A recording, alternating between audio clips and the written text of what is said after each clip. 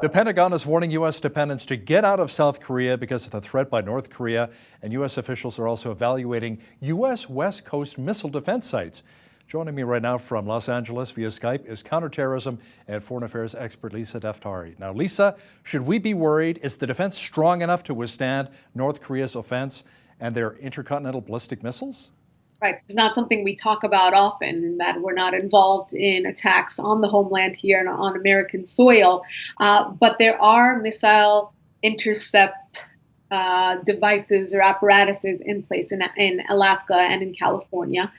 That's what experts point to when we talk about the North Korean threat, and more so as we talk about North Korea potentially not only, flexing its muscles or saber rattling, as we have kind of dismissed it in the past as just being that, but potentially pushing that button and putting Americans, at least on the West Coast, if not more, because we know the crazy in chief over there has threatened that he could reach all of America and all of North America. So I know that everyone's watching very carefully and asking the same very important question that you just asked, is that how prepared are we as North Americans looking at these threats on the homeland?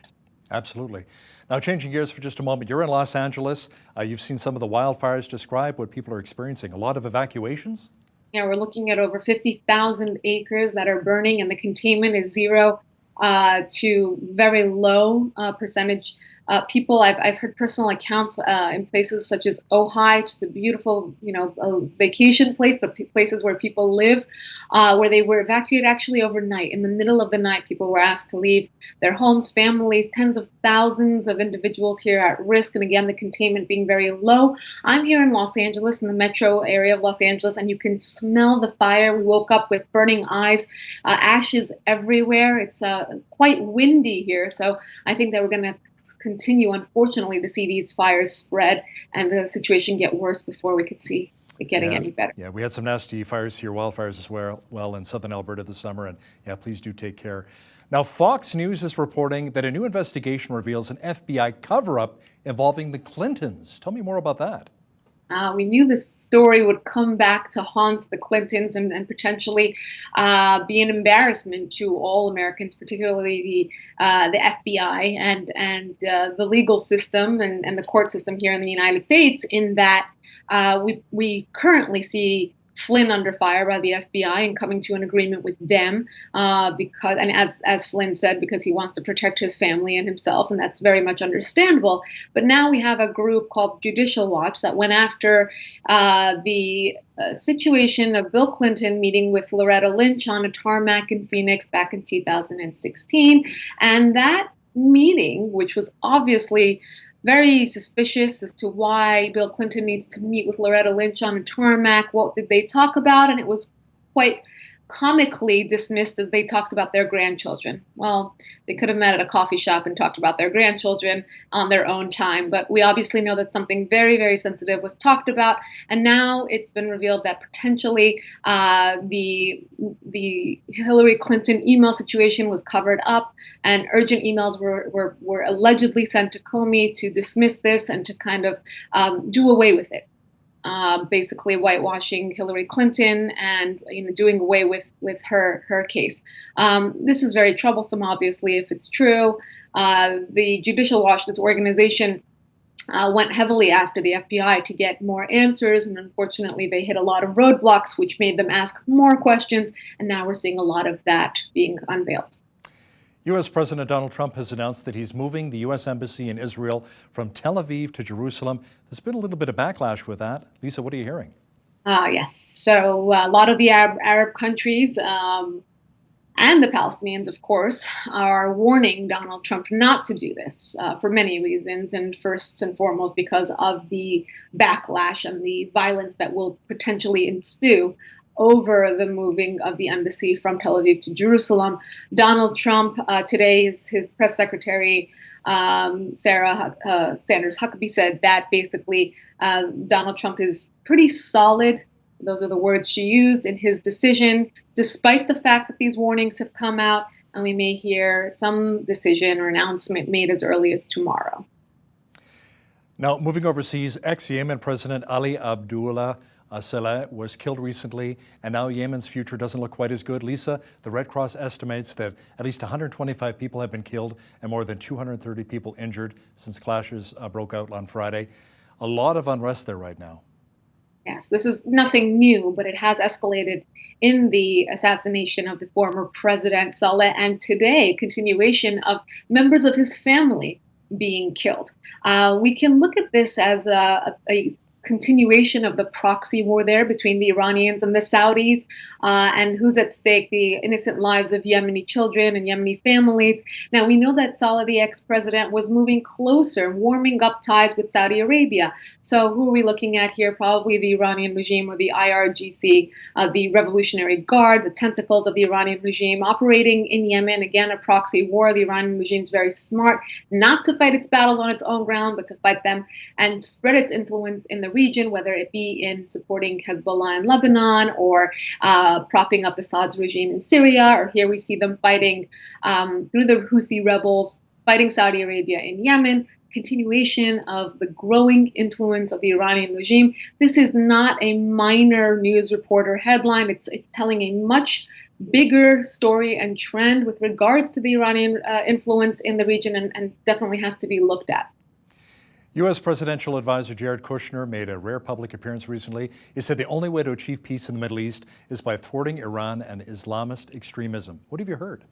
Yeah, so basically segueing right into that, it's a good question in that Jared Kushner, son-in-law of Donald Trump, has been very much involved in brokering a lot of these deals, or at least meeting with a lot of officials from the Middle East. He obviously is a strong proponent of Israel in creating some balance in the Middle East and in curbing the Iranian regime's influence. Both Donald Trump and his son-in-law have been very critical of the Iran nuclear deal, which was struck by President Obama, in that it gave Iran billions of dollars to put right back into its support of global terror. And that's exactly what they've done. So I think it's a pretty safe comment that he made, an accurate one that he made, in saying that if we curb Iran's influence in the region, I think we'll be much further ahead at stopping a lot of global terrorism. Now, in the fight against terrorists, Syrian Kurdish have said they've seized an eastern region from the Islamic State, and the commander of the Taliban Special Forces was killed in Afghanistan. You have an update? Yes, this is a wonderful story, bringing our attention back to our biggest partners in the fight against these insurgency, whether it's the Al-Qaeda or the Taliban or the Islamic State.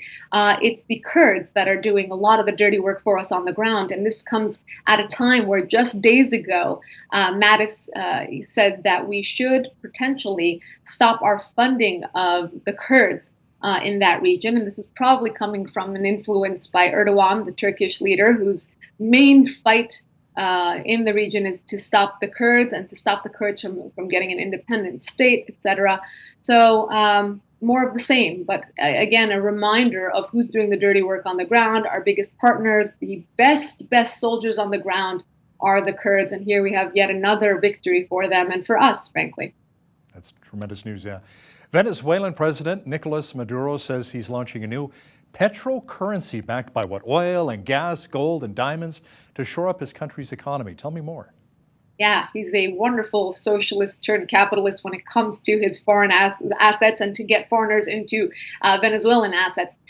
This is, a very smart move on the part of the Venezuelan president, because they have a lot of suitors who are involved in getting Venezuelan assets in exchange for paying off Venezuelan debt. And that's mainly the Russians, the Cubans, the Chinese, the Iranians. All four countries very heavily involved, with China and Russia having less of a political presence there, but having more of an economic presence there. So I think this will bring by more economic suitors, more individuals interested in investing in Venezuela and paying off their debt, so that Maduro can continue on with his craziness while filling his pockets. And, I think the biggest Achilles heel for whether it's Venezuela or China or Iran or Cuba is to get its own people off the streets, to get its own people rallying around the flag. And in the case of Venezuela, we know that the Western sanctions have have